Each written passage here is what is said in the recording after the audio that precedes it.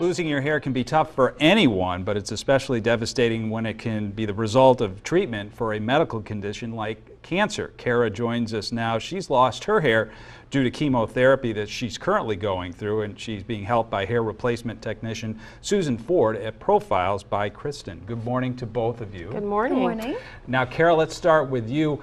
Tell us your story and why you decided to get the hair replacement. Sure.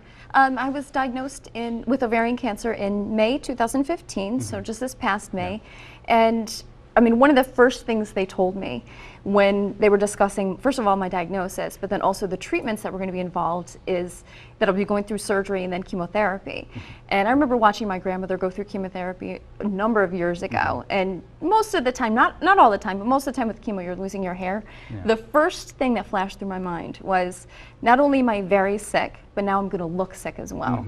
So after a couple of weeks of deciding what I was going to do, I waited until the last minute, really waiting until my hair was coming out, and started looking at the options that I would have as far as hair replacement. I knew I wanted a wig. I wanted it to look as natural as possible, as much like my normal hair as possible. And I had done research with my hairstylist, trying to find a place that we thought would handle that, and be able to offer human hair options, and that's when I found Profiles by Kristin. Well, Susan, let's bring you in. Talk about the procedure here as far as the consultation and going to the final product. How does that work? Right. Well, first of all, we encourage people that are going to be starting chemotherapy to come in at least a few weeks before they start, so that we can see what their hair looks like, the style that they have, the color, the length, so that we can best find the right wig for them that they feel comfortable with while they're moving through this journey.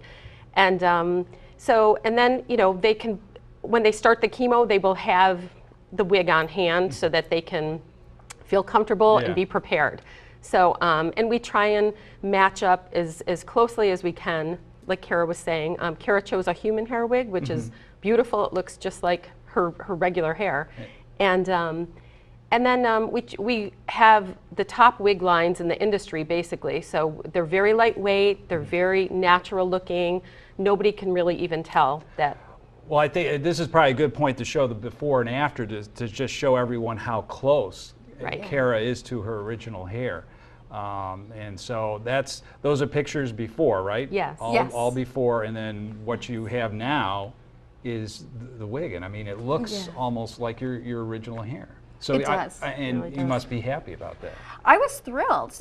We've come a long way with chemotherapy. It's not the way it was when my grandmother had it. We can manage the side effects in a way we couldn't before. So most chemotherapy patients are continuing with their lives. They go to work, they go out with their friends, they have a social life, and you continue on with life as you did. I'm currently doing that.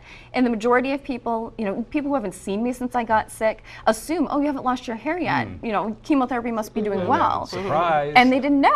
So it was fantastic, and I can style it the way I wanted to. I really don't notice that much difference. And Susan, one last quick question. Is something like this covered by insurance? The majority of insurance companies do cover a portion of the wigs. Basically, we tell the client to get a prescription from their oncologist or their doctor, and then we will give them the paperwork to send into their insurance company. And normally a good portion of it is covered. So which really helps, because that's what people get really nervous, like, because it's how they're going to pay for it and things like that. So it's great that's being covered these days. Well, if you want to learn more about hair restoration and all the services that Profiles by Kristin offers, you can visit them at 2113 Brewerton Road, and you can call them 454-3132. Visit them online at profilesbykristin.com. And they're also part of our Dr. Oz Wellness Network and have posted lots of great information at our website. Just click on the Sections tab at the top of localsyr.com, then Dr. Oz Wellness Network under Marketplace. Susan, thanks for being